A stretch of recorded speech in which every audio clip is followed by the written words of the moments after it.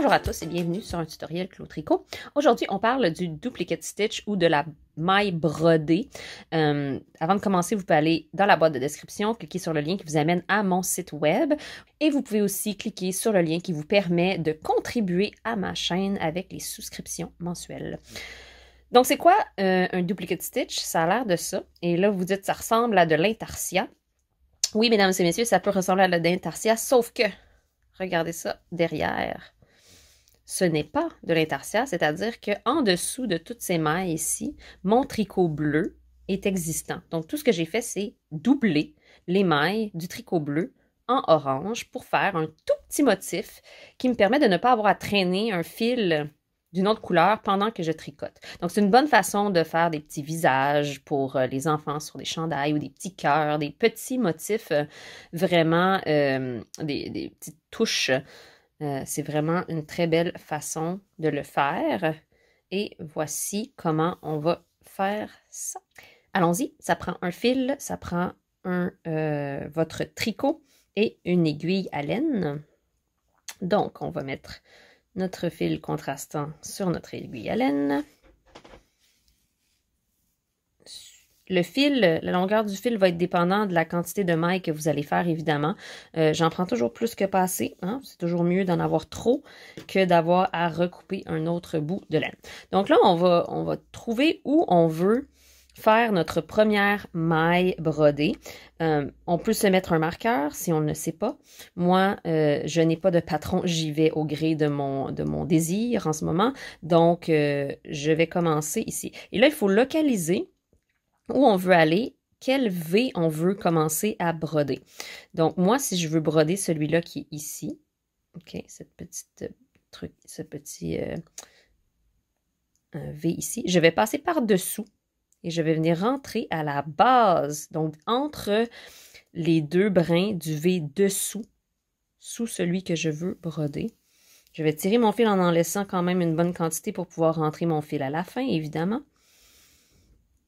Et maintenant, je vais suivre mon fil. Donc, mon fil commence en montant ici et passe sous ces deux brins-là. Donc, vous le voyez, il passe comme ça et ici. En anglais, on appelle ça duplicate stitch parce qu'on les double. On essaie de garder la tension similaire à ce que j'avais dans mon tricot, évidemment. Maintenant, je vois que mon fil descend ici et revient dans le même trou que j'ai passé tantôt. Donc, je pourrais simplement piquer dans ce même trou et amener mon fil derrière. C'est une option. Et ensuite, trouver le prochain V que je veux broder.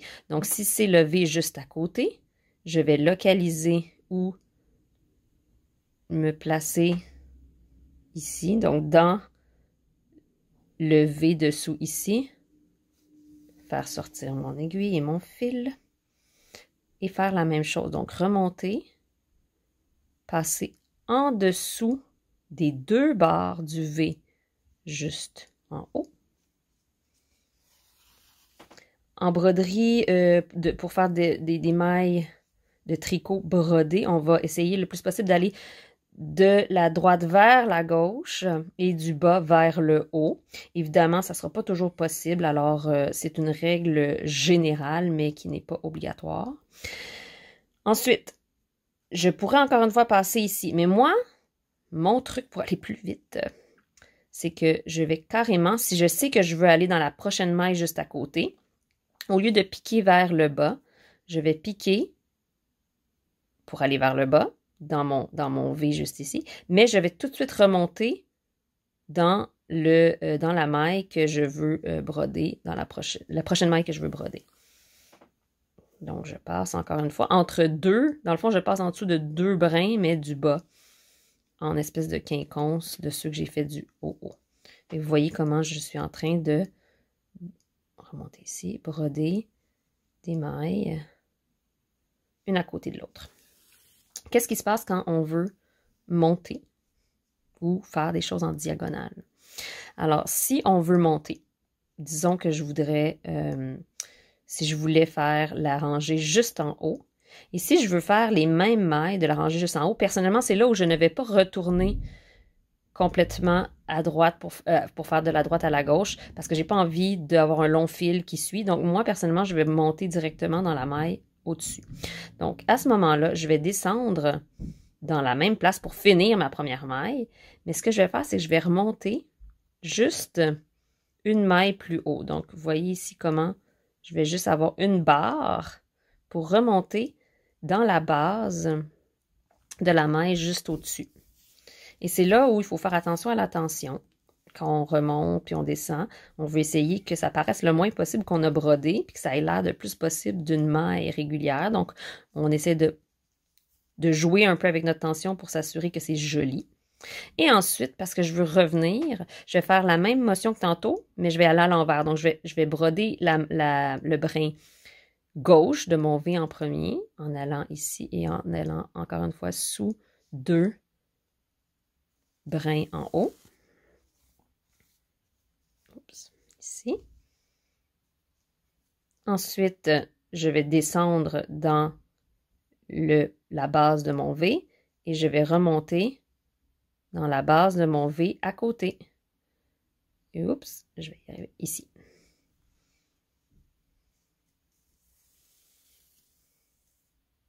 Comme ça.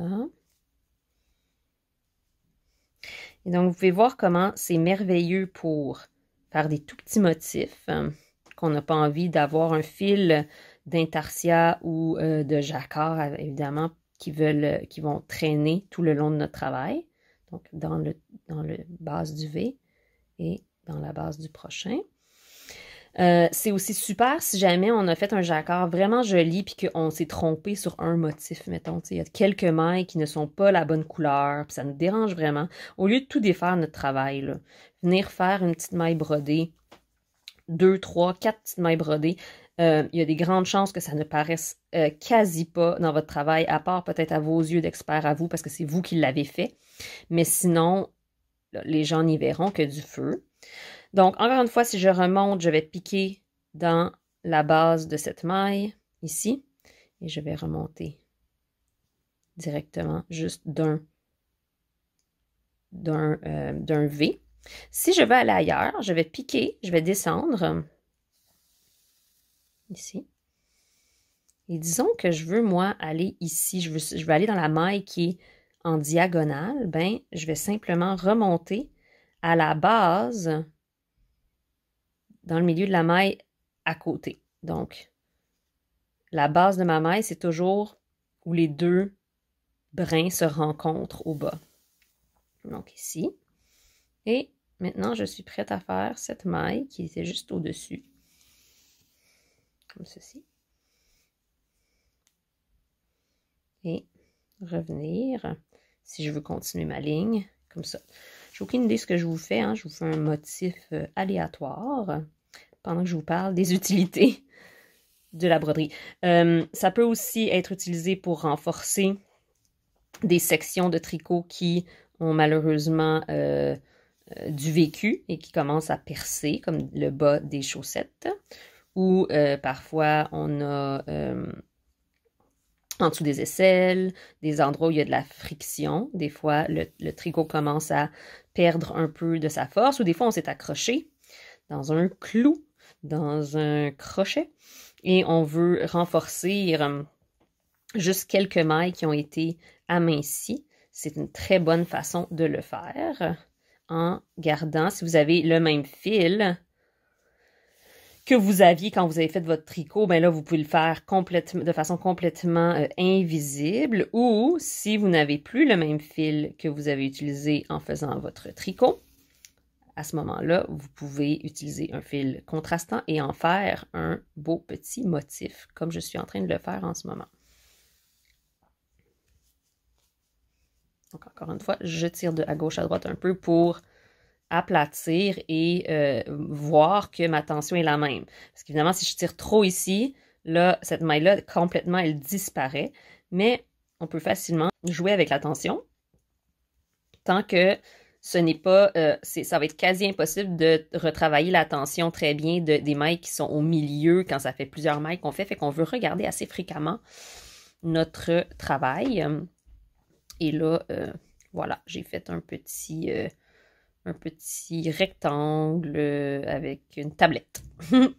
Donc, voilà le point brodé ou le duplicate stitch au tricot.